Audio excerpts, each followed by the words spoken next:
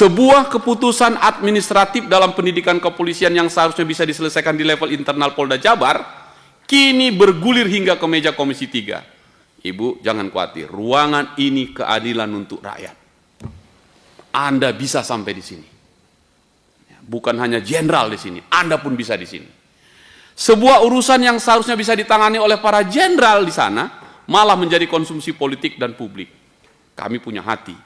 Ini bukan sekedar kegagalan teknis, ini adalah gagalnya manajemen hukum di tubuh kepolisian sendiri, minimal di SPN Jawa Barat. Itu fakta itu. Di luar benar atau salah, saya tidak ingin diagnosis medis ini terhadap siswa itu. Saya tidak ingin, saya hormat itu, tidak ada masalah di situ.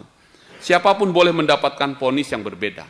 Tetapi lebih buruk itu semua bila ada indikasi. Saya catat dari pimpinan. Ada indikasi bahwa diagnosis ini lahir bukan dari objektivitas medis, melainkan kebencian. Saya catat tadi. Itu namanya psikuska. Bahaya itu. Itu cerita saya, Pak Naga.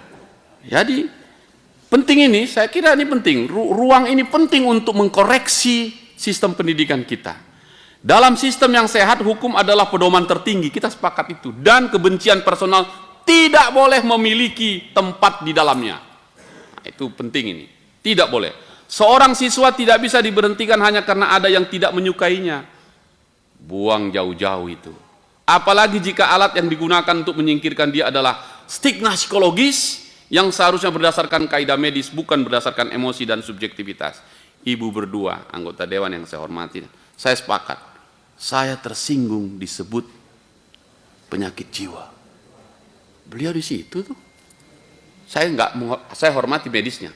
Tapi buat kita sendiri punya legal standing moral menyampaikan itu. Kalau ini dibiarkan, kita membuka pintu presiden berbahaya pimpinan.